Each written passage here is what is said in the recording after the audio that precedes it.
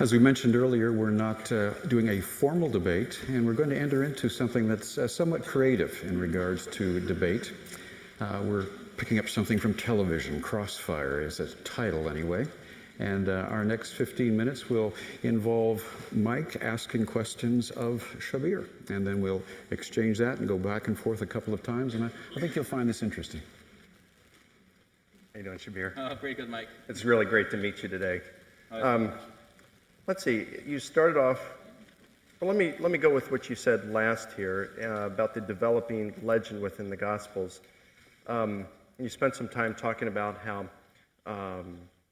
the traditions of the resurrection narratives had developed embellishments over time, and there were some legendary additions and so forth, and so therefore we shouldn't believe the accounts at all. In my opening speech tonight, I was pretty careful to discuss evidence that predates the Gospels by decades. In fact, stuff which goes back to the original disciples themselves. And so I think the Gospels are reliable, but let's just say for a moment, in fact, I'd be happy for the remainder of our debate this evening to just concede for the sake of argument. The Gospels are filled with errors and contradictions, we'll say. How does that impact the evidence that I provided, which again comes decades earlier? I mean, it seems to me that what happened is you're assaulting this hill and you're throwing grenades and we're seeing explosions, but I'm on this other hill and I'm saying, what's he doing over there? My army's on this hill. And how would you respond to that? Well, the evidence which you have cited showing that there was an early acknowledgement that Jesus reappeared to his disciples is not something that historians deny, or that what I have presented denies. You have evidence that there was a blossoming Christian faith. People believe that Jesus is alive. Muslims believe that Jesus is alive. But the belief that someone is alive and in heaven with God does not necessitate his bodily resurrection. In the Gospels themselves, you have it that Jesus proclaims that Abraham and Moses are alive. They're alive with God. But the belief that they're alive does not necessitate their bodily resurrection. So it is quite possible that the disciples of Jesus, witnessing the crucifixion event, later on came to the conclusion, for whatever reason, that God raised Jesus from the dead. And that conclusion does not necessitate finding his tomb empty and knowing that he physically, bodily resurrected from the dead. It is just a faith expression of the closeness that Jesus had with God and the conviction of his disciples that God did not leave Jesus alone to suffer in this horrible way. I think I'd have to take issue with that, because when we go back to the earliest tradition, like, for example, the creeds, there's several of them peppered throughout the New Testament, but let's just, we talked about 1 Corinthians 15, that he died, and that he was raised, and that he appeared. In Romans chapter 1, verses 3 and 4, and the majority of scholars acknowledge that we have an actual early formula or oral tradition there. It says that he was declared the Son of God with power by the Spirit of holiness through his resurrection from the dead. So in the various early traditions, in fact, that would predate Paul, that predates everything, those references. There are, I counted, 3 creeds themselves within the New Testament that would predate Paul and go back to within just a few years. In fact, James D.G. Dunn says that the creed in 1 Corinthians 15 dates to within months of the crucifixion. So we have very early, and goes back to the disciples. Paul himself mentions resurrection or rise from the dead on 30 occasions. So we have a total of 33 references in the New Testament, very early, predating the Gospels, and a number of those predating even Paul, that talks about Jesus being dead and raised, or resurrection. And of course, as I mentioned, the concept of resurrection, the body that was buried is the same body that's raised and was transformed into an immortal body. And the testimony of the disciples is that's the body that appeared to them. Well, I think you have to be aware that the creeds that you're referring to, have been identified by scholars combing the New Testament, looking at the writings of Paul. They look at Romans, as you've mentioned. They look at 1 Corinthians. You didn't mention Philippians, but it's there in the back of your mind as another one of the kerygmas that scholars have identified as early statements of faith. But notice that Paul does not say where he got these from.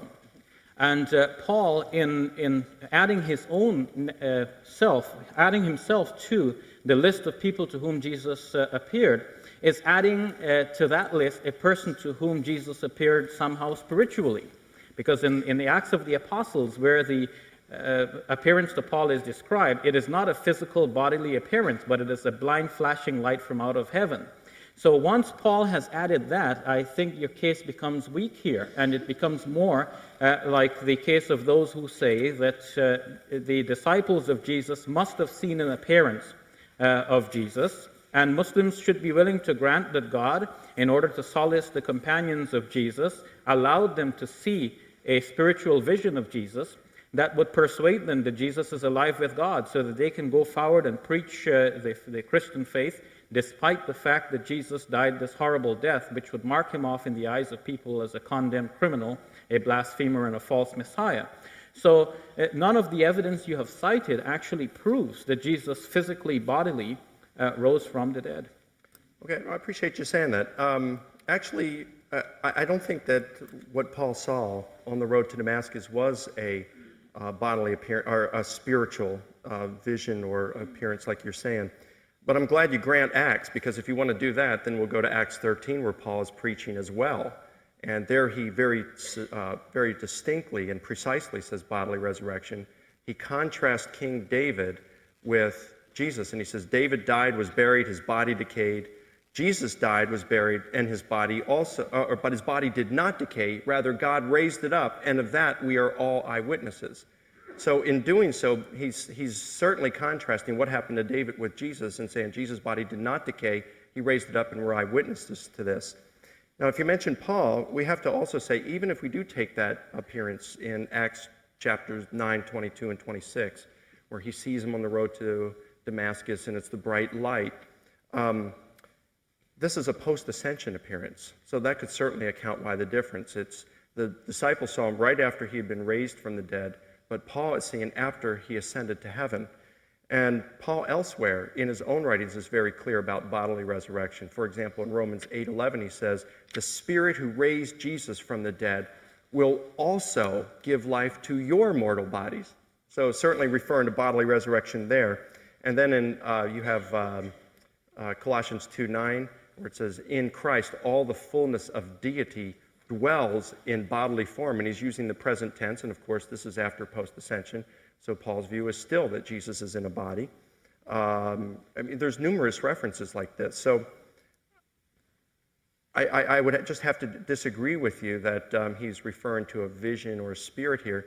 And then in terms of where he got the information from, in Galatians chapter 1, verse 18 and 19, he says that 3 years after his conversion, which would have been about 5 years after the crucifixion, he goes up to Jerusalem to meet with the disciples, and he meets with Peter. He says, I met with Peter, and the Greek word used there is hysteresis, from which we get the English word history.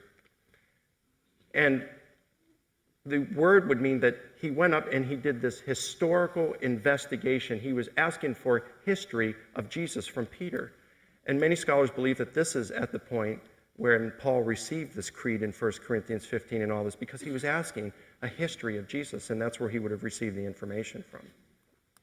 Well, I think you've said it yourself, Mike, that there is an assumption there that Paul got this from Peter, but Paul doesn't actually say that. And we have to assume that Paul got it from there. Moreover, where Paul speaks about bodily resurrection elsewhere, that does not necessarily mean that Jesus' resurrection was of the same sort. You cannot say that because things generally happen a particular way, every specific case happens as the general case. Moreover, once Paul has been added to that list of appearances, you cannot preclude the fact that others received a similar appearance to the one that Paul received, which is something like a blinding light, something like a spiritual, a non-physical appearance, not Jesus appearing in a bodily form, but a blinding light in heaven. And when you put us all together, you realize that what Mel Gibson, for example, has shown in the movie, that Jesus is sitting there in the tomb, and we get a chance to see in the tomb that nobody else has seen 2,000 years ago. This is exactly the kind of evidence we would have liked to have, and we don't have. So finally, we should say that the evidence for the resurrection of Jesus from the dead is lacking. And if Muslims and Christians believe that God miraculously raised Jesus into heaven in a mysterious way that we do not know how, and that we do not need evidence for, but we accept on faith, this would be fine. But you have made it necessary, and other apologists like yourselves have made it necessary to prove that Jesus actually rose from the dead. And this is where you are in the difficulty. I don't see it as a difficulty because, can I just respond to that? Sure. Because the disciples themselves made it an issue. They claimed resurrection. That's what their claim was. Yeah, but you see, they didn't make this the issue that they must prove. It was Paul who made this the issue. Because it was Paul who said, I've decided to know nothing else but Christ and Him crucified. It was Paul who said, and you quoted him, that if Christ is not raised from the dead, then the Christian faith is vain. But why should it be so?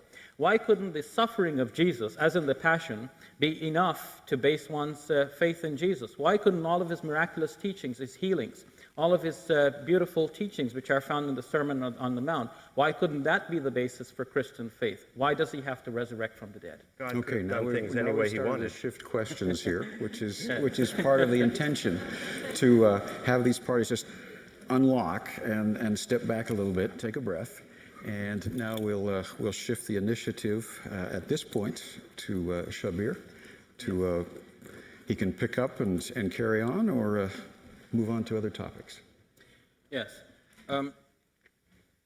Mike, in your presentation, you presented what you called 3 irrefutable facts. And they're facts you think that have been agreed upon by everyone. 1 is the death of Jesus on the cross. 2 is the empty tomb. And 3rd, His reappearance to His disciples. Now, if you trace the logic of where I was actually leading with my questions, I've already started the question period for you. Now, where you have actually put yourself in a difficulty here is with first acknowledging that it is historically certain that Jesus died on the cross. Now, the circumstances of His death would mark Him off as a blasphemer. As a Muslim, I believe in Jesus, but I believe in Him by virtue of my belief in the Quran. I've said that in my opening presentation. But what Christian apologists are asking me to do is to leave my Quran aside, to say that this is not historical. I must go with the information that is there in the Gospels, based on which the historical conclusion is that He certainly died under Pontius Pilate.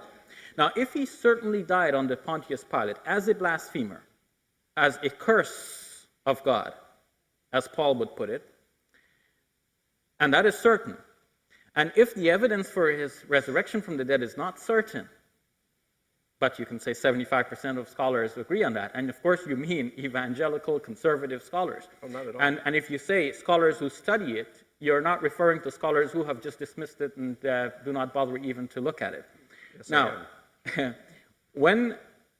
because of course of other conclusions that have already been firmly fixed, conclusions that they know about the history of the Gospels, the way they have been written, and so on. So now, having backed yourself into that corner, you have to provide irrefutable evidence that He also resurrected from the dead.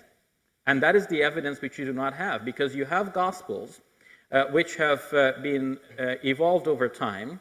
The earliest Gospel, the Gospel according to Mark, does not have the ending which we would love to see, Jesus reappearing to His disciples. Somebody had to fix that in later on.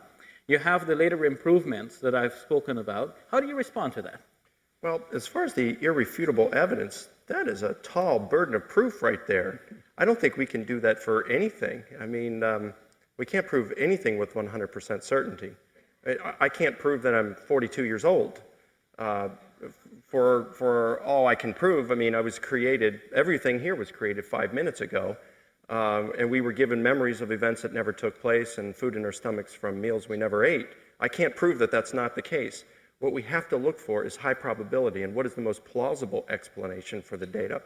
And from what you've given me, you haven't attacked any of the evidence at all. Regarding the Gospels, I mean, you're bringing up the Gospels again, but the evidence I provided is decades prior to the Gospels. And so attacking the Gospels, again, for the sake of our debate this evening, I'm more than happy to grant that the Gospels are totally unreliable and filled with errors and contradictions. I don't believe that, of course. All right, but for the sake of our debate, I'm willing to, because I want to get our debate focused on the evidence, that I presented, which is decades before the Gospels. And so you questioned the death of Jesus, you said.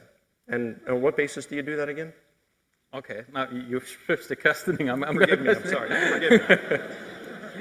You're in control. Yeah, first I should remind you, Mike, that I did not say that none of the gospel is reliable. But I did say that the Gospels have evolved over time.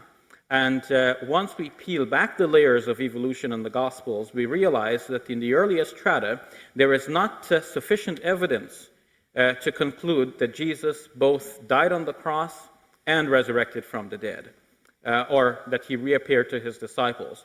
Once we acknowledge that, and you have the earliest strata of evidence, which is prior to the Gospels, which you mentioned, and we see that in the earliest strata, which you mentioned, there is no firm declarative statement that Jesus physically, bodily raised from the dead, then we can see the evolution even starting with those declarations. From the declarations of Paul,